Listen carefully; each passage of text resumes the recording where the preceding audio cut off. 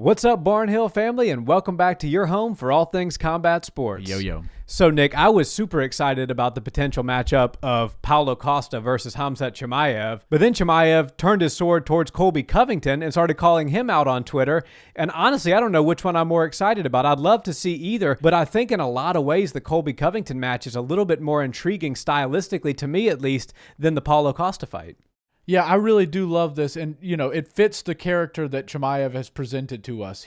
I kill everybody. I want to smash everybody. He takes no prisoners. Everybody's getting the smoke from Chimaev. Colby Covington and Khamzat Chimaev is a fight that the UFC absolutely has to make. I think stylistically, that's something that would be a great challenge for Khamzat. We'd see him dig deep just like we saw in the Gilbert Burns fight. It's in 170, which I know most people think that he is moving himself up to 185, but as far as I'm concerned, he's still bouncing back and forth between both weight classes.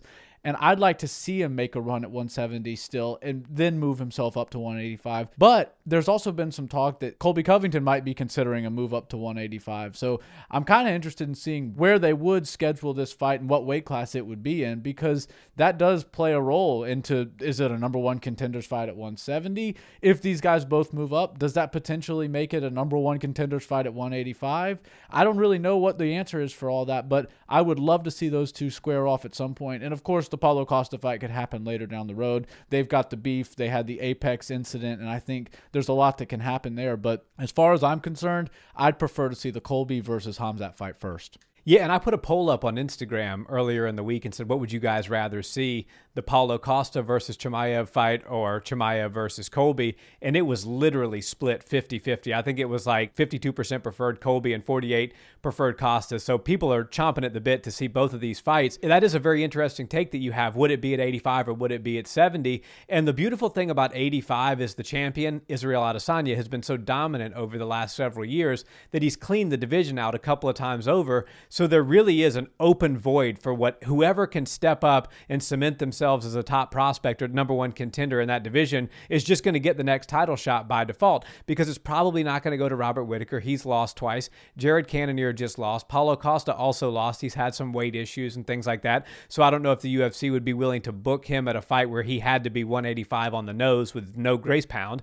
So if Khamzat and Colby decided, hey, look, let's do this night of business, but let's do it at 185 and put on an electric night, I don't see why the UFC wouldn't put the winner of that fight, especially if it was a dominant win, right in there for the winner of Pereira versus Izzy. Stranger things certainly could and have happened in the UFC, but I think it's more than likely to happen at 170, and the winner of that definitely would get the winner of the rematch of Leon versus Kamaru Usman.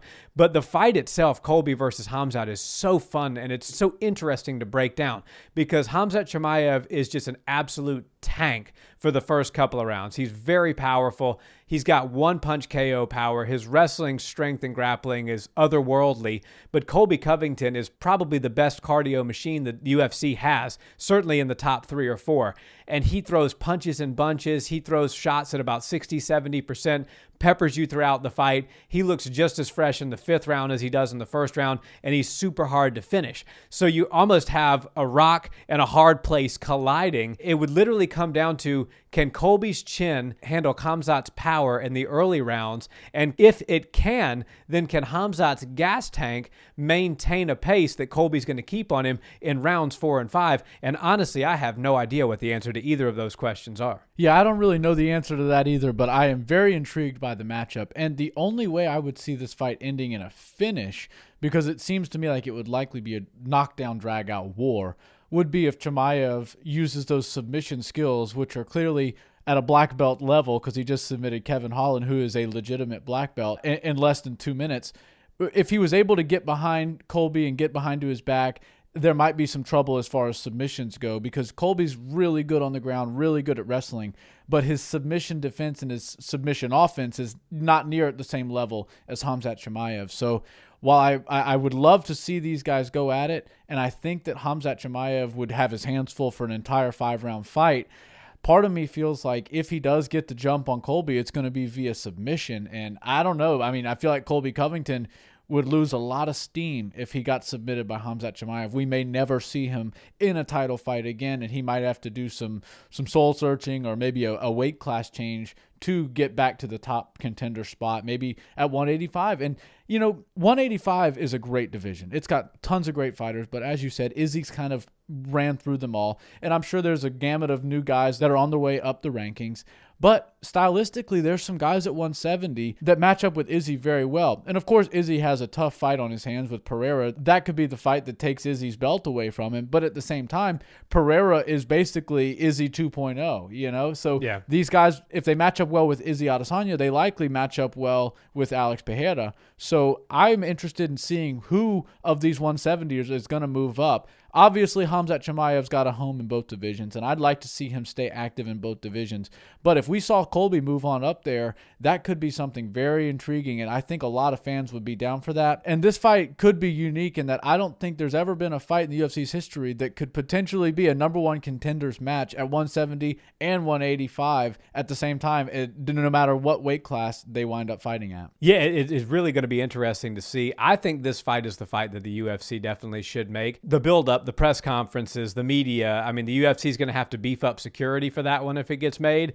But boy, are we going to get some golden clips to talk about. America versus Russia. That would be something special. I feel like if you want to compete with those McGregor numbers, those million-plus pay-per-view buys, these are the types of fight the UFC has to put on. I think you're right. Thanks for watching this video, guys. We're your hub for all things combat sports. If that's your jam, we appreciate a subscribe and a like on the video, and drop us a comment down below. We'll see you next time. Peace.